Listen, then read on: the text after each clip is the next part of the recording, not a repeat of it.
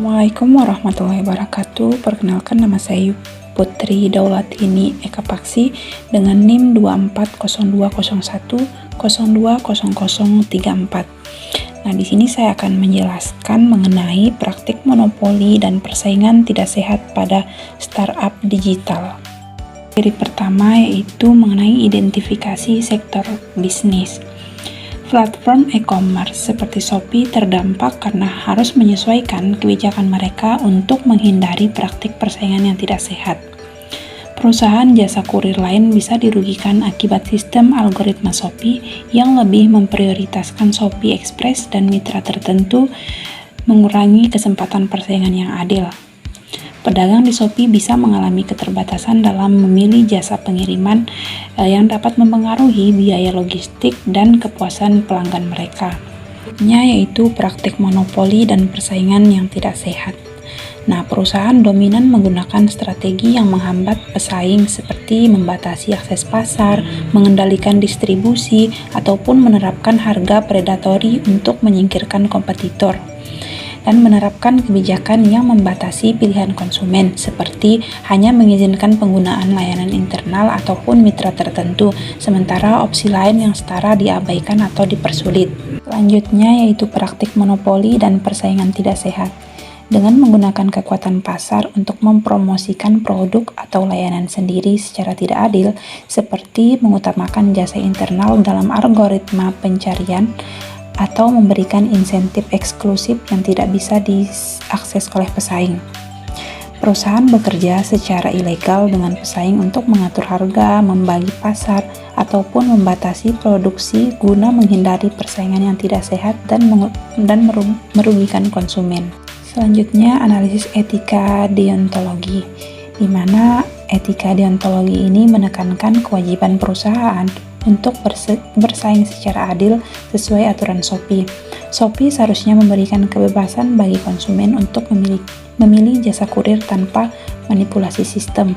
Shopee perlu mematuhi hukum persaingan usaha demi menjaga ekosistem bisnis yang sehat.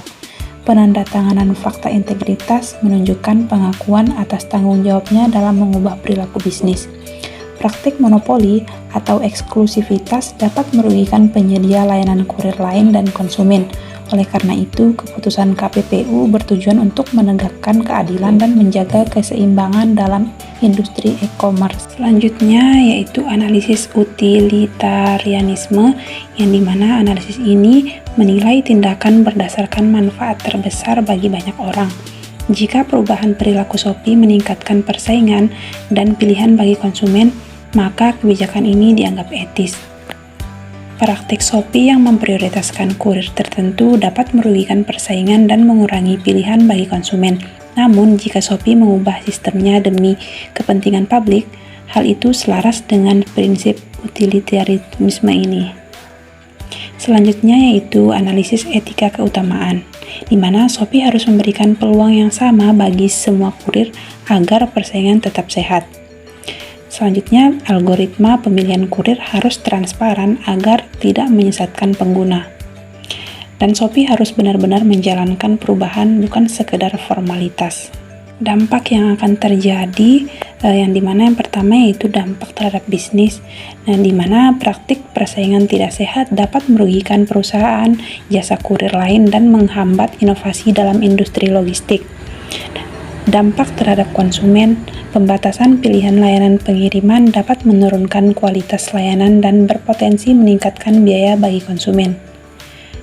Dampak terhadap masyarakat, di mana dominasi suatu layanan logistik dapat mengurangi dinamika persaingan usaha yang berakibat pada terhambatnya pertumbuhan ekonomi digital dan sektor UMKM.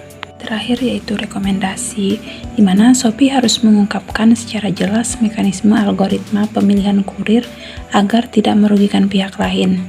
Yang kedua, platform harus memberikan opsi yang adil bagi semua jasa pengiriman tanpa diskriminasi agar terciptanya ekosistem bisnis yang kompetitif.